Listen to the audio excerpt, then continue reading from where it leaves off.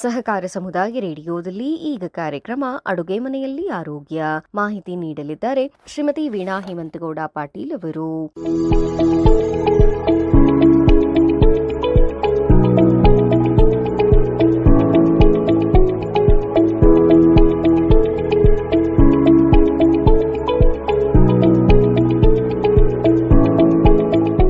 ಅಡುಗೆ ಮನೆಯಲ್ಲಿ ಆರೋಗ್ಯ ಸರಣಿಯಲ್ಲಿ ಒಗ್ಗರಣೆಗೆ ಬೇಕೇ ಬೇಕು ಕರಿಬೇವು.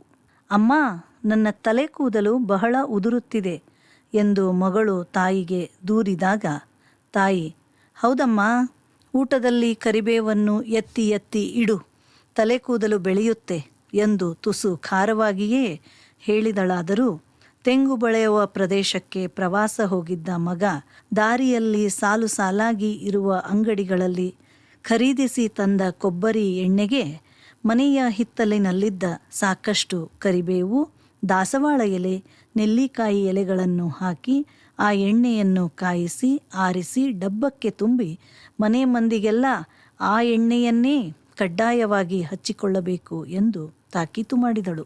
ನಿಜ, ಅಡುಗೆ ಮನೆಯಲ್ಲಿ ಅಮ್ಮ ಒಗ್ಗರಣೆ ಹಾಕುವಾಗ ಮುಖ್ಯವಾಗಿ ಬೇಕಾಗುವ ಒಂದು ವಸ್ತು ಕರಿಬೇವು. ಆದರೆ ಈ ಕರಿಬೇವು ಹಲವಾರು ಔಷಧೀಯ ಗುಣಗಳನ್ನು ಹೊಂದಿದೆ ಎಂಬ ಅರಿವು ನಮಗಿಲ್ಲ. ಕೇವಲ ಒಗ್ಗರಣೆಗೆ ಬಳಸುವ ಒಂದು ವಸ್ತು ಎಂಬಂತೆ ನಾವು ಕರಿಬೇವನ್ನು ಆಧರಿಸುತ್ತೇವೆ. ಅದರಲ್ಲಿರುವ ಪೋಷಕಾಂಶಗಳ ಕುರಿತು ಅರಿತಾಗ ನಮಗೆ ಆ ಪುಟ್ಟ ಎಲೆಯ ಕುರಿತು ಅಭಿಮಾನ ಮೂಡುತ್ತದೆ. ಕರಿಬೇವಿನ ಎಲೆ ನಮ್ಮ ಆಹಾರದಲ್ಲಿ ಅತಿ ಹೆಚ್ಚು ಬಳಕೆಯಾಗುವ ವಸ್ತು. ಆಹಾರದ ರುಚಿಯನ್ನು ಹೆಚ್ಚಿಸುವ ಕರಿಬೇವು ನಮ್ಮ ದೇಹದಲ್ಲಿ ಉಂಟಾಗುವ ರಕ್ತಹೀನತೆಗೆ ಪರಿಹಾರವನ್ನು ಕೂಡ ನೀಡುತ್ತದೆ. ಕರಿಬೇವಿನ ಎಲೆಗಳಲ್ಲಿರುವ ಔಷಧೀಯ ಗುಣ ಮಧುಮೇಹವನ್ನು ಕೂಡ ಕಡಿಮೆ ಮಾಡುತ್ತದೆ. ಪ್ರತಿದಿನ ಮುಂಜಾನೆ ಒಂದಿಡೀ ಕಡ್ಡಿ ಕರಿಬೇವನ್ನು ಹಸಿಯಾಗಿ ಅಗಿದು ತಿಂದರೆ ವ್ಯಕ್ತಿಯ ರಕ್ತದಲ್ಲಿರುವ ಸಕ್ಕರೆಯ ಅಂಶ ಕಡಿಮೆಯಾಗುತ್ತದೆ. ಹೀಗೆ ಹಸಿಯಾಗಿ ಕರಿಬೇವನ್ನು ಚೆನ್ನಾಗಿ ಅಗಿದು ತಿನ್ನುವುದರ ಮೂಲಕ ದೇಹದಲ್ಲಿರುವ ಕೊಬ್ಬನ್ನು ಕೂಡ ಸುಲಭವಾಗಿ ಕರಗಿಸಬಹುದು. ಕರಿಬೇವು ನಮ್ಮ ದೇಹದಲ್ಲಿನ ಲಿಪಿಡ್ ಚಯಾಪಚಯ ಕ್ರಿಯೆಯ ಮೂಲಕ ಅದ್ಭುತ ಕಾರ್ಯನಿರ್ವಹಣೆ ಮಾಡಿ ಕೊಬ್ಬನ್ನು ಕರಗಿಸುವುದರಿಂದ ನಮ್ಮ ಹೃದಯವೂ ಕೂಡ ಆರೋಗ್ಯಕರವಾಗಿ ಇರುತ್ತದೆ. ಕರಿಬೇವಿನ ಎಲೆಗಳನ್ನು ನೆನೆಸಿ ಆ ನೀರು ಕುಡಿಯುವುದರಿಂದ ಕೂಡ ಸಾಕಷ್ಟು ಆರೋಗ್ಯ ಸಮಸ್ಯೆಗಳಿಗೆ ಲಾಭವಿದೆ.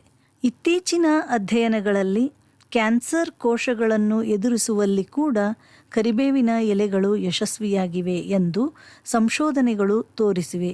ಕ್ಯಾನ್ಸರ್ ಅನ್ನು ತಡೆಗಟ್ಟುವ ನೈಸರ್ಗಿಕ ವಿಧಾನದ ಸಾಧ್ಯತೆಗೆ ಕರಿಬೇವು ಅತ್ಯುತ್ತಮ ಆಯ್ಕೆ. ಕರಿಬೇವಿನ ಎಲೆಗಳನ್ನು ಸಣ್ಣಗೆ ರುಬ್ಬಿ ದೇಹಕ್ಕೆ ಹಚ್ಚಿಕೊಳ್ಳುವುದರಿಂದ ದೇಹದ ಗಾಯಕ್ಕೆ, ಉರಿಯೂತಕ್ಕೆ ಉತ್ತಮ ಔಷಧಿಯಾಗಿ ಕಾರ್ಯನಿರ್ವಹಿಸುತ್ತದೆ. ಸಣ್ಣ ಪುಟ್ಟ ಪೆಟ್ಟುಗಳು, ಸುಟ್ಟ ಗಾಯಗಳಿಗೆ ಕರಿಬೇವಿನ ಪಟ್ಟು ಕಟ್ಟುತ್ತಾರೆ.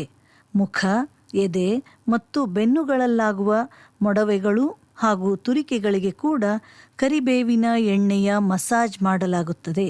ನಮ್ಮ ಅಮ್ಮಂದಿರು ಕರಿಬೇವನ್ನು ಕೇವಲ ಒಗ್ಗರಣೆಗೆ ಮಾತ್ರವಲ್ಲ, ಚಟ್ನಿ ಪುಡಿಗಳು, ರುಬ್ಬಿದ ಚಟ್ನಿಗಳು, ಮಸಾಲೆ, ಪುಳಿಯೋಗರೆ ಪುಡಿ ಹೀಗೆ 10 ಹಲವು ಅಡುಗೆಯ ಪದಾರ್ಥಗಳಿಗೆ ಬಳಸುತ್ತಾರೆ. ಮತ್ತೆ ಕೆಲವರು ಕರಿಬೇವನ್ನು ಚೆನ್ನಾಗಿ ಒಣಗಿಸಿ ಪುಡಿ ಮಾಡಿಟ್ಟುಕೊಂಡು ಅದನ್ನು ಎಲ್ಲ ಅಡುಗೆಗೂ ಬಳಸುವರು. ಇನ್ನೂ ಕೆಲವರು ಕರಿಬೇವಿಗೆ ತುಸು ಎಣ್ಣೆ ಹಾಕಿ ಹುರಿದು ಉಪ್ಪು, ಖಾರ ಎಲ್ಲವನ್ನೂ ಹಾಕಿ ಕರಿಬೇವಿನ ಚಟ್ನಿಯನ್ನೇ ಮಾಡಿ ಬಿಸಿ ಅನ್ನದಲ್ಲಿ ಊಟ ಮಾಡಲು ಬಳಸುತ್ತಾರೆ. ಇದು ಹಸಿವನ್ನು ಹೆಚ್ಚಿಸುವುದಲ್ಲದೆ ದೇಹದಲ್ಲಿನ ಹೆಚ್ಚಿನ ಕೊಬ್ಬನ್ನು ಕರಗಿಸುತ್ತದೆ. ತಾಜಾ ಕರಿಬೇವಿನ ಎಲೆ ಮತ್ತು ತೆಂಗಿನಕಾಯಿಯೊಂದಿಗೆ ಹಸಿಮೆಣಸನ್ನು ಹಾಕಿ ತಯಾರಿಸುವ ಕರಿಬೇವಿನ ಚಟ್ನಿಯನ್ನು ಇಡ್ಲಿ ಮತ್ತು ದೋಸೆಯ ಜೊತೆಗೆ ವಿಶೇಷವಾಗಿ ಸೇವಿಸುತ್ತಾರೆ. ಮಂಗಳೂರಿನ ಕಡೆ, ಅದರಲ್ಲೂ ವಿಶೇಷವಾಗಿ ಗಂಜಿ ಉಣ್ಣುವ ಕರಾವಳಿ ಭಾಗದ ಜನರು ಇಂತಹ ಚಟ್ನಿಗಳನ್ನು ತಯಾರಿಸಿ ಸೇವಿಸುತ್ತಾರೆ. ಸಾಮಾನ್ಯವಾಗಿ ಉಷ್ಣವಲಯದಲ್ಲಿ ಬೆಳೆಯುವ ಕರಿಬೇವನ್ನು ಪ್ರತಿ ಮನೆಯ ಹೆಣ್ಣು ಮಕ್ಕಳು ತಮ್ಮ ಮನೆಯ ಹಿತ್ತಲಲ್ಲಿ ಬೆಳೆಸುತ್ತಾರೆ. ಮಸಾಲೆ ಪದಾರ್ಥಗಳಿಗಂತೂ ಕರಿಬೇವಿನ ಎಲೆಗಳು ಬೇಕೇ ಬೇಕು. ಅಡುಗೆಗೆ ಬಳಸುವ ಇನ್ನಿತರ ಮಸಾಲೆ ಎಲೆ ಮತ್ತು ಕಾಮಕಸ್ತೂರಿ ಎಲೆಗಳಿಗಿಂತ ವಿಭಿನ್ನವಾಗಿರುವ ಕರಿಬೇವು ದೈನಂದಿನ ಆಹಾರದಲ್ಲಿ ಬಳಕೆಯಾಗುವ ಬಹುಮುಖ್ಯ ಆಹಾರ ಪದಾರ್ಥ. ನೆಲದ ಮೇಲೆ ಸುಮಾರು 2-10-20 ಅಡಿಗಳವರೆಗೂ ಬೆಳೆಯುವ ಕರಿಬೇವು ಬಹುವಾರ್ಷಿಕ ಬೆಳೆಯಾಗಿದ್ದು, ಇದರ ಎಲೆಗಳನ್ನು ಸೂಕ್ಷ್ಮವಾಗಿ ಗಮನಿಸಿದಾಗ ಅದರ ಸೂಕ್ಷ್ಮವಾದ ಮೇಲ್ಮೈಯ ರಸಗ್ರಂಥಿಗಳಲ್ಲಿ ವಿಶಿಷ್ಟ ಬಗೆಯ ಚಂಚಲ ತೈಲವಿರುವುದು ಕಾಣಬರುತ್ತದೆ. ಆದ್ದರಿಂದಲೇ ಕರಿಬೇವು ಸುಗಂಧವನ್ನು ಸೂಸುತ್ತದೆ. ಮತ್ತೆ ಕೆಲವರು ಮನೆಯಲ್ಲಿ ಬೆಣ್ಣೆ ತೆಗೆದ ನಂತರ ಉಳಿದ ಮಜ್ಜಿಗೆಯನ್ನು ಕರಿಬೇವಿನ ಗಿಡಕ್ಕೆ ಹಾಕಲು ಕಾರಣ, ಕರಿಬೇವು ಅದರ ಸಾರವನ್ನು ಹೀರಿಕೊಂಡು ಬೆಳೆದು ಮತ್ತಷ್ಟು ಘಮವನ್ನು ಸೂಸಿ ಅಡಿಗೆಗೆ ರುಚಿಯನ್ನು ತರಲಿ ಎಂಬುದು. ಕರಿಬೇವಿನ ಎಲೆಯನ್ನು 6% ಪ್ರೋಟೀನ್, 1% ಕೊಬ್ಬು, ನಾರಿನ ಅಂಶ 16% ಇದ್ದು, ಪ್ರತಿ 100 ಗ್ರಾಂ ಎಲೆಯಲ್ಲಿ 810 ಮಿಲಿಗ್ರಾಂನಷ್ಟು ಕ್ಯಾಲ್ಸಿಯಂ ಅಂಶ, 600 ಮಿಲಿಗ್ರಾಂನಷ್ಟು ರಂಜಕ, 31 ಮಿಲಿಗ್ರಾಂನಷ್ಟು ಕಬ್ಬಿಣದ ಅಂಶಗಳು ಇರುತ್ತವೆ.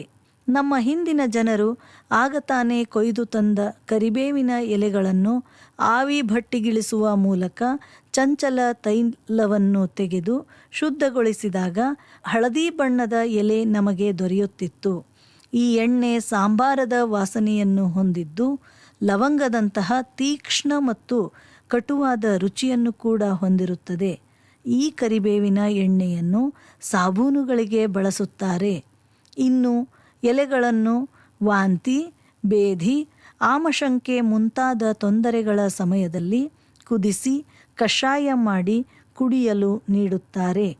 ಇನ್ನು ಮನೆಗಳಲ್ಲಿ ತಯಾರಿಸುವ ಸಾಂಬಾರು ರಸಂ, ಕಟ್ಟಿನ ಸಾರು, ಚಟ್ನಿ, ಮಜ್ಜಿಗೆ ಸಾರು, ಚಟ್ನಿ ಪುಡಿಗಳು ಹೀಗೆ ಪ್ರತಿಯೊಂದು ಅಡುಗೆಗೂ ಬೇಕೇ ಬೇಕಾದ ಕರಿಬೇವು ಸಾರ್ವಕಾಲಿಕವಾಗಿ ಬಳಸಲ್ಪಡುವ ಮಸಾಲೆ ಪದಾರ್ಥ. ಆಯುರ್ವೇದೀಯವಾಗಿ ಕರಿಬೇವನ್ನು ಸೂಕ್ಷ್ಮಾಣು ನಿರೋಧಕವಾಗಿ, ಕಾಯಿಲೆಯನ್ನು ಹೊಡೆದೋಡಿಸಲು ಊತ ನಿರೋಧಕವಾಗಿ ಬಳಸಲಾಗುತ್ತದೆ.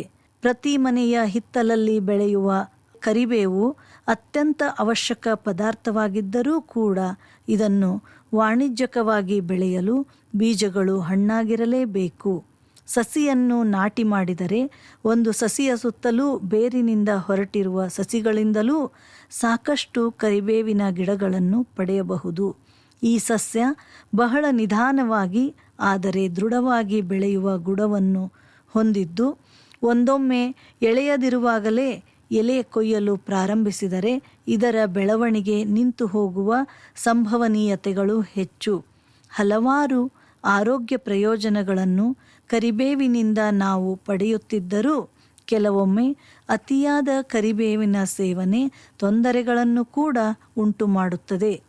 ಉಸಿರಾಟದ ತೊಂದರೆ, ಅಜೀರ್ಣ, ಚರ್ಮದಲ್ಲಿ ದದ್ದು, ತಲೆ ತಿರುಗುವಿಕೆ, ಅತಿಸಾರ, ಕಿವಿ ಮತ್ತು ಮೂಗಿನಲ್ಲಿ ತುರಿಕೆ, ತಲೆನೋವು, ಜಠರದಲ್ಲಿ ಅಸ್ವಸ್ಥತೆಗಳು ಕರಿಬೇವಿನಿಂದ ಉಂಟಾಗಬಹುದು. ದಿನಕ್ಕೆ 3-4 ಕಡ್ಡಿಗಳಿಗಿಂತ ಹೆಚ್ಚು ಕರಿಬೇವನ್ನು ಸೇವಿಸಬಾರದು. ಹಿತಮಿತವಾಗಿ ಕರಿಬೇವನ್ನು ಬಳಸಿ ಆರೋಗ್ಯವನ್ನು ಕಾಯ್ದುಕೊಳ್ಳಿ.